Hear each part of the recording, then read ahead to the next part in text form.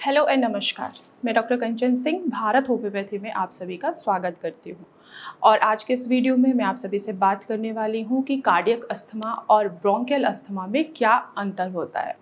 बहुत सारे ऐसे पेशेंट हैं कि जो कंफ्यूज होते हैं कि जो अस्थमा होता है वो सिमिलर ही होता है कार्डियक अस्थमा और ब्रोंकियल अस्थमा, लेकिन ऐसा नहीं है। कार्डियक अस्थमा अलग है और ब्रोंकियल अस्थमा भी अलग है। कार्डियक अस्थमा समान रूप से होने वाला अस्थमान बिल्कुल भी नहीं है। ये ऐसी कंडीशन है जिसमें कंजेस्टिव हार्ट फेलियर होने के वजह से प्रॉब्लम्स आती हैं। जो ब्रोंकियल अस्थमा के जो सिम्टम्स होते हैं सेम कार्डियक अस्थमा के भी सिम्टम्स होते हैं। अब ब्रोंकियल अस्थमा क्या होता है? ब्रोंकियल अस्थमा यानी कि जो आपकी एयरवेज है उसमें इन्फ्लामेशन आ गई है। इन्फ्लामेशन होने की वजह से वहाँ पे स्वेलिंग कॉज हुआ और स्वेलिंग कॉज होने की वजह से पेशेंट को सांस लेने में तकलीफ हो रही है। लेकिन कार्डियक अस्थमा में हम कैसे डिफरेंशिएट करें कि यह पेशेंट को कार्डियक अस्थमा है या ब्रोंकियल अस्थमा है?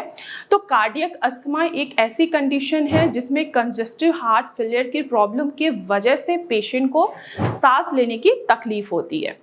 कंजेस्टिव हार्ट फेलियर के कंडीशन में क्या होता है कि जो लंग्स और जो हमारी सांस नली होती है उसमें तरल पदार्थ यानी कि फ्लूइड एक्युमुलेट हो जाता है।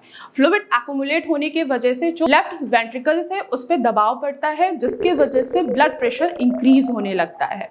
आप सभी लोगों ने सुना भी होगा कि हाँ, पेशेंट को पल्मोनरी हाइपरटेंशन है। क्यों है? वो इसी रीजंस की वजह से है कि आपका जो बायां वेंट्रिकल्स है उसके ऊपर इतना ज्यादा प्रेशर पड़ा। क्योंकि लंग्स में और सांस की नली में फ्लूइड एक्युमुलेट हो गया। फ्लूइड एक्युमुलेट होने की वजह से ऑक्सीजन का सैचुरेशन कम हुआ और लेफ्ट वेंट्रिकल पे प्रेशर पड़ने की वजह से ज्यादातर पेशेंट को सांस लेने की तकलीफ आनी स्टार्ट हो जाती है।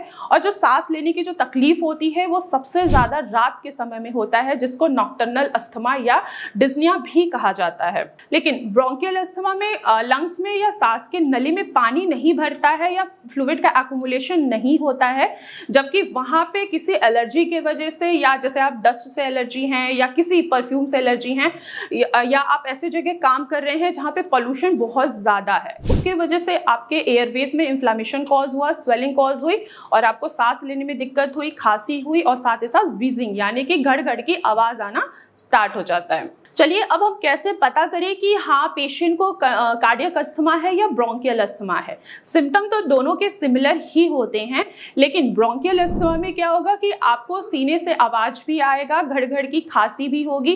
खांसी जो होगी आपकी वो ड्राई नहीं होगी बल्कि म्यूकस वाली खांसी होगी। लेकिन जिन भी पेशेंट को कार्डियक अस्थमा है उनको खांसी भी होगी, लेकिन खांसी उनकी बलगम वाली ना होके उनको ड्राई कफ होगा, सूखी खांसी होगी। सीने में इनके दर्द भी होगा और वो दर्द कहाँ पे होगा? राइट साइड में पेन होगा। जबकि जो ब्रोंकियल अस्थमा के पेशेंट होते हैं उनके पूरे चेस्ट में पेन होता है, क्योंकि खांसने की वजह से मसल्स पुल होती हैं और मसल्स में कॉन्ट्रैक्शन होता है, जिसके वजह से पेशेंट को पूरे चेस्ट में पेन होता है खांसने की वजह से।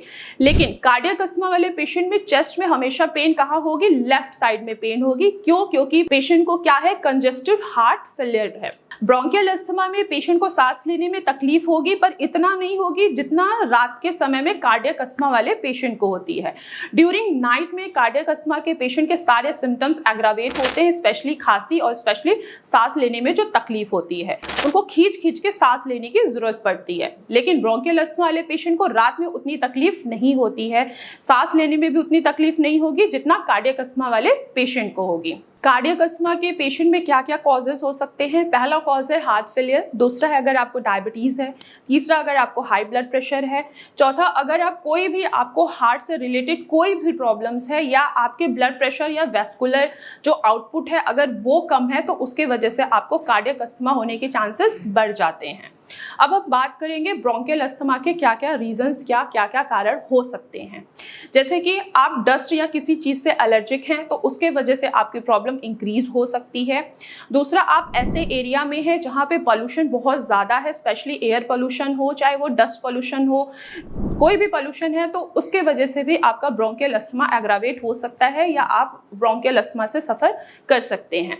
इसके अलावा ब्रोंकियल अस्थमा के और भी रीजंस हैं, जैसे कि अगर आपको बचपन में निमोनिया हुआ है या उसके बाद आपको ट्यूबरकुलोसिस डेवलप हुआ है तो इस रीजंस के वजह से भी आपको ब्रोंकियल अस्थमा हो सकता है।